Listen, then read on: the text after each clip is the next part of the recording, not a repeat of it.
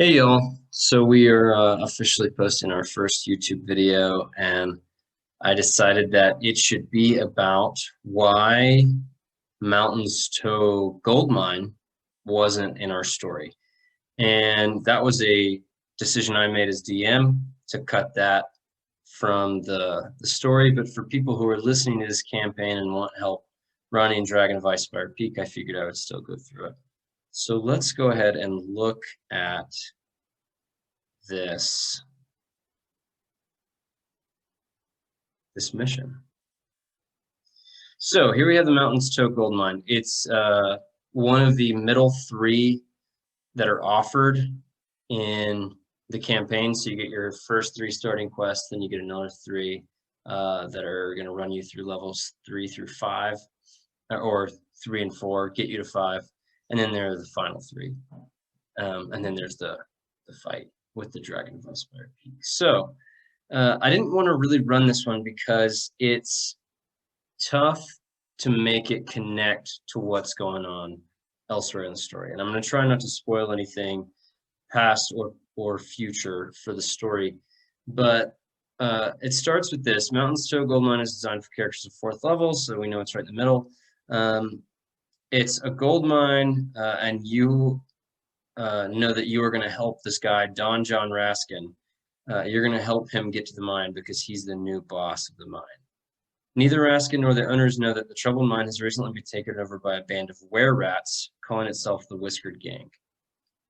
So these were-rats are from the Shrine of Savras, where Bradley, Quinn, and Verna first had that big fight with all those orcs, and everybody went down at least once. Tough fight. So the were-rats got ran out of that shrine and come here, and that's their entire connection to the story. Otherwise, it's a completely isolated quest to try and figure out how to broker peace between these miners and between these were-rats. But at this point in the podcast, we wanted to have, or I wanted to have, more of a connection to what was going on with the cult, with the Stone Cold Reavers, and obviously made the Stone Cold Reavers a bigger part of this campaign than it is normally. But that was to tie in my main character's backstory a little bit more. For those of you who have read the entire campaign now, you know what's going to go on with the Stone Cold Reavers later.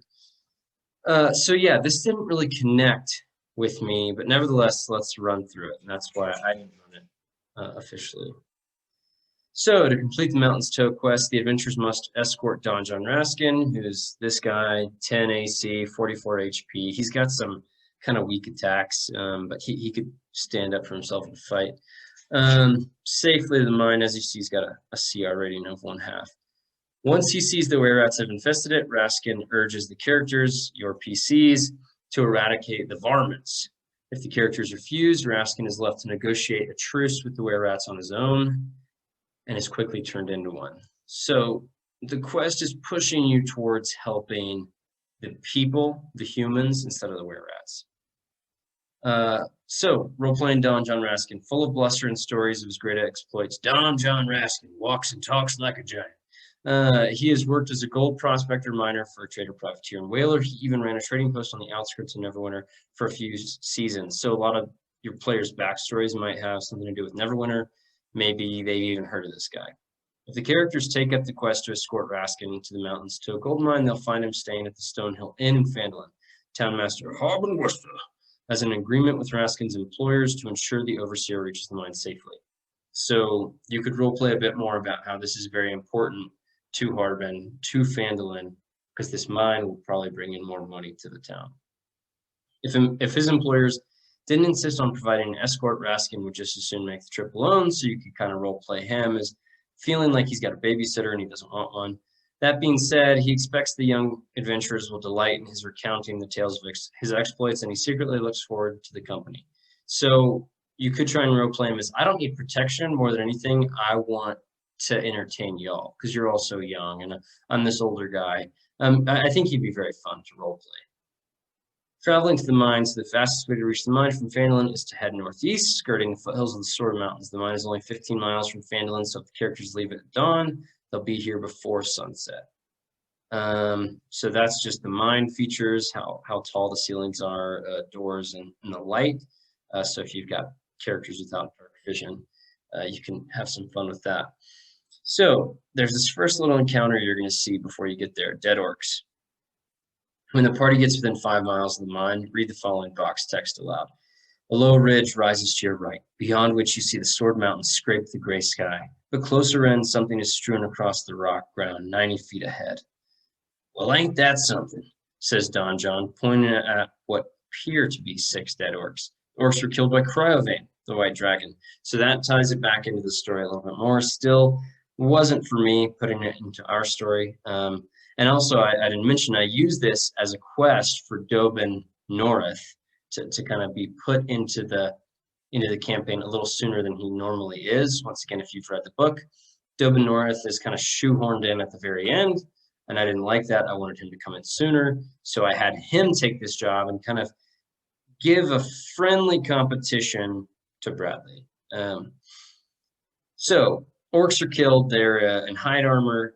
These guys look a lot like the ones that were seen in the Shrine of Cerberus. These are not cultists. These are independent orcs.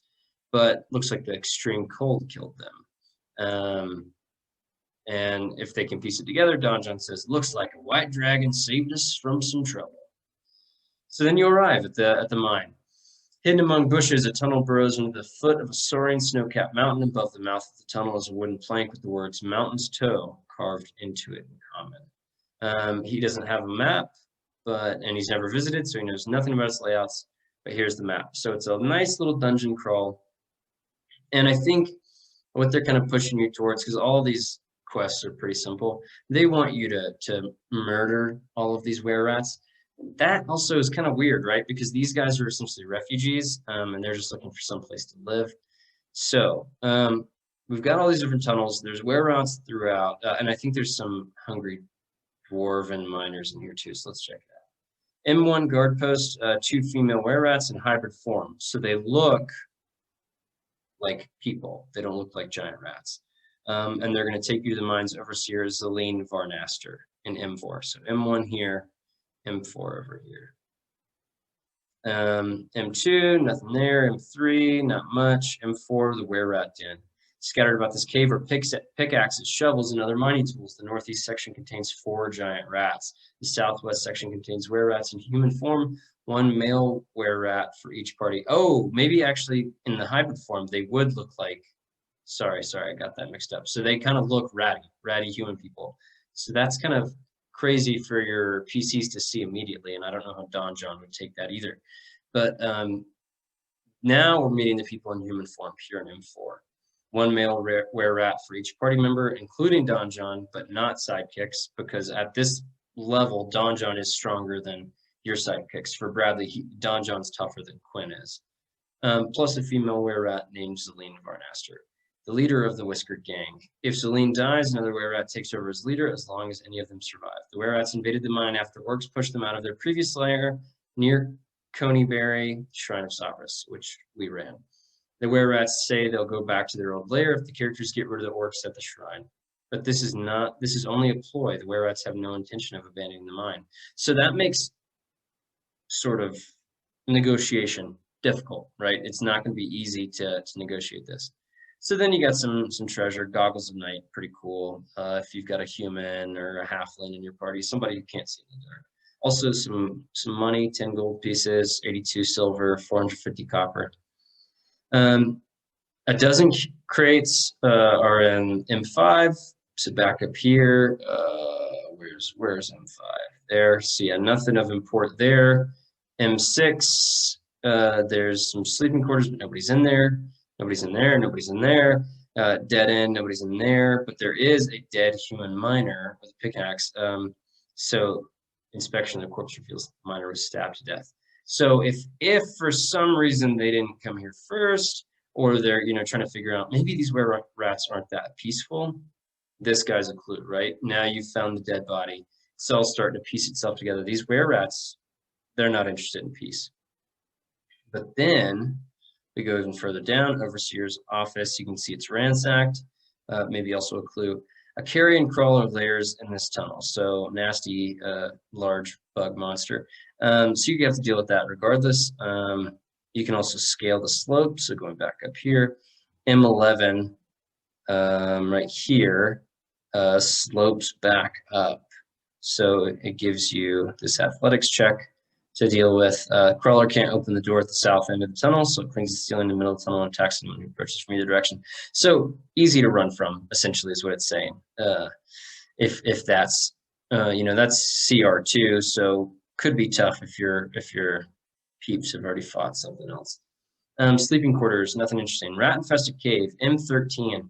So now you're also kind of realizing there's some hostile creatures in here. Giant rats. They attack anyone who opens the door to area M14. So you come in here, or even if you don't come in here, you walk to this door, try to open that or that. These guys attack. But why would these giant rats attack if their masters are interested in brokering peace? A little mysterious. So now we get to these miners. 5 hungry dwarven miners. Commoners who speak common and dwarvish have dark vision. The miners refuse to surrender to the mine to a bunch of filthy rats. The were-rats assume these miners will flee or die of starvation eventually. So miners aren't interested in peace either. And Don John probably, upon meeting these guys, realizes that the were-rats need to be taken out. So I guess I don't like the way that this mission railroads you into having to pick a side and slaughter some people. I think 9 out of 10 parties would probably side with the humans or the dwarves and Donjon, the miners rather, and take out these were-rats. But the were-rats, I don't know. Maybe you want to mess with this mission a little bit and let there be some sort of brokering of peace. So that's all you get, right? And then this last bit is the graveyard. Buried here are 10 miners who died fighting off the were-rats for control of the mine. So they've already killed 10 people.